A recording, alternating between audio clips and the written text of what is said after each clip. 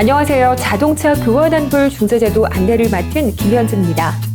자동차 교환환불 중재제도는 신청자와 제작자 간의 분쟁 해결을 도와주는 제도로 공정한 판정을 통해 당사자에게 권익을 보호하기 위해 시행되고 있습니다. 하지만 소비자에게 잘못된 인식으로 중재의 기회를 놓치는 경우도 많이 발생되고 있는데요. 소비자는 자동차 교환환불 중재제도가 무엇이고 신청 방법과 심리 절차, 그리고 기타 유의사항 등 잘 숙지하고 준비하면 이 중재제도를 더욱 유용하게 활용하실 수 있을 것입니다.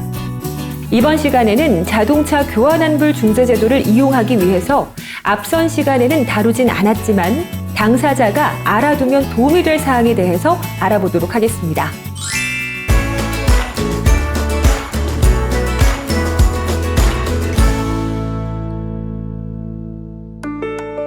먼저 교환환불 중재 규정에 따른 당사자의 화해입니다. 자동차 교환환불 중재에서 중재부는 사건이 당사자들의 원만한 화해로 종결될 수 있다고 판단되는 경우 중재 절차의 어느 단계에서나 당사자들 사이의 화해를 권고할 수 있습니다. 이는 앞서 설명한 바와 같이 중재 사건인 당사자는 중재부의 판정이 이루어지면 불복하는 것이 사실상 어렵기 때문에 당사자들에게 숙고의 기회를 제공하기 위함입니다. 단, 공정한 판단을 받기를 원하는 중재 당사자들의 요청에 따라 당사자들이 화해 의사가 전혀 없다고 명시적으로 표시하였거나 혹은 절차의 초기에 사건의 개요도 파악되지 않은 상태에서는 화해를 권유하지 않고 있습니다.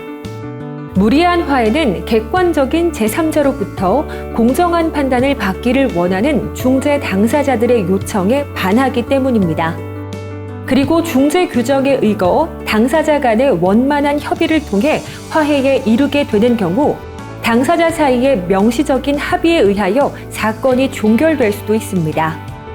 당사자들 간 합의 내용을 중재 판정 형식의 문서로 명시하기를 원할 경우 중재판정부는 그 합의 내용을 중재 판정으로 내립니다.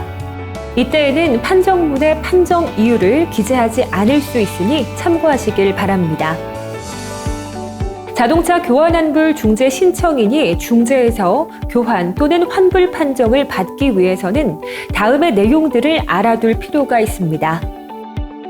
중재위원이나 사무국 직원은 중립을 지켜야 하는 위치에 있으므로 중재 절차 안내 외 당사자에게 법률 상담 또는 어느 일방에게 유리한 조언을 해줄 수 없습니다. 법률 문제에 관하여 궁금한 사항은 법률 전문가의 도움을 받으셔야 합니다. 두 번째, 자동차 교환환불 중재제도를 이용하기 위해서는 당사자 사이에서 중재 합의가 있어야 하고 중재 합의가 성립되면 당사자는 동일한 내용의 교환환불을 이유로 법원에 소송을 제기할 수 없습니다. 따라서 중재 합의 여부는 매우 중요한 의미를 갖고 있습니다. 한편 중재 합의는 자동차 제작자와 신청인이 자동차 교환환불 중재 규정을 수락한 때 성립된 것으로 보게 되고 이후 중재 과정은 위 자동차 교환환불 중재 규정 및 관련 법령에서 정한 대로 진행이 됩니다. 따라서 신청인은 자동차 교환환불 중재 규정 및 관련 법령을 반드시 숙지해야 합니다. 세 번째, 중재 판정은 자동차 제작자 등과 하자 차량 소유자에 대하여 확정 판결과 동일한 효력이 있으며 이에 대한 불복과 취소는 매우 제한적으로 허용된다는 점 잊지 말아야 합니다. 네 번째, 신청 요건을 갖추지 못한 신청은 각하, 즉 부적합 판정을 받게 됩니다. 각하 판정은 당사자의 신청에 대하여 중재부에서 부적법을 이유로 배척하는 판정입니다. 신청 요건의 부적합이나 부적법 등을 이유로 본안 심리를 거절하는 판정이며 본안 심리 후 그 청구의 이유가 없다 하여 청구를 배척하는 기각 판정과 구별됩니다. 참고로 각하 판정에 대하여는 부적법의 원인이 된 사항들을 수정 보완하여 다시 신청할 수 있으나 기각 판정에 대하여는 수정 보완할 수 없습니다. 5번째, 신청인이 주장하는 바와 같이 소유하고 있는 하자 자동차의 교환 또는 환불의 중재 판정을 이끌어내기 위해서는 신청인이 요건 충족 사실과 소유 자동차의 하자가 존재하고 있음을 증거 자료 등을 통해 적극적으로 주장해야 합니다. 또한 교환 또는 환불 요건을 충족하는지 여부는 동일 증상별로 판단하므로 신청인은 신청 시에 증상별로 수리 횟수, 누적 수리 기간 등을 구분하여 주장하고 관련 증거를 첨부해야 합니다.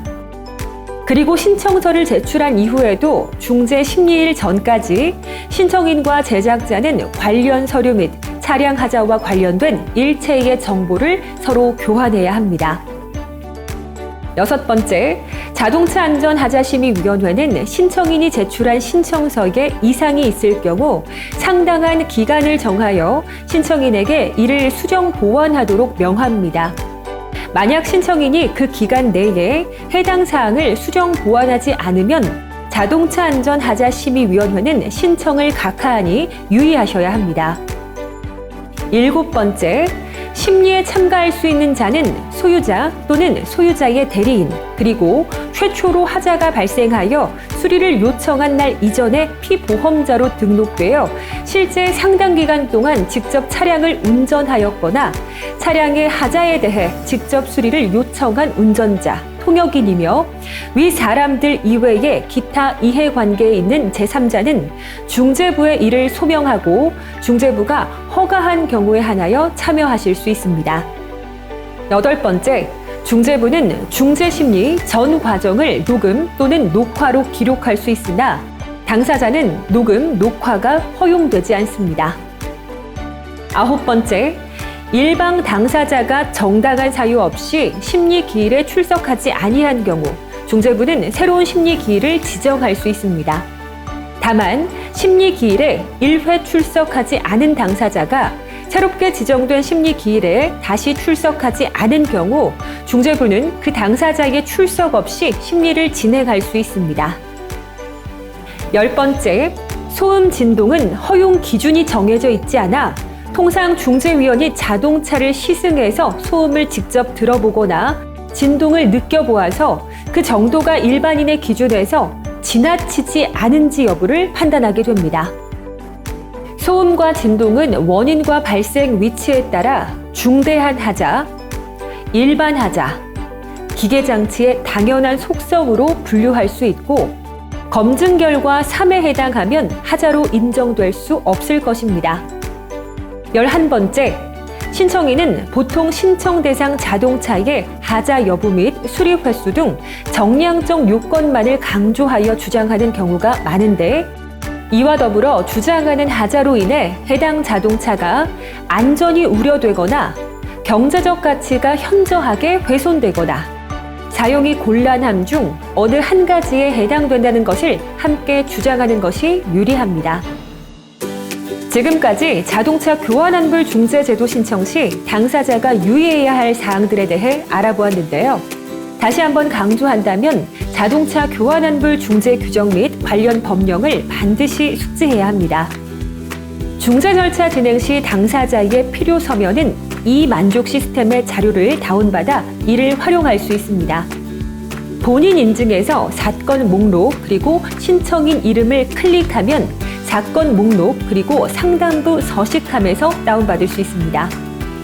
또는 홈페이지 메인, 서식 자료실, 한글 첨부 파일에서 다운받을 수 있습니다. 나의 권리를 보호하는 방법, 자동차 교환 환불 중재 제도와 함께 만들어 나갑니다.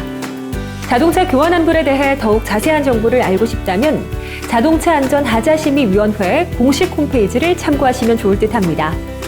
자동차 교환 환불 중재 제도는 여러분과 함께합니다.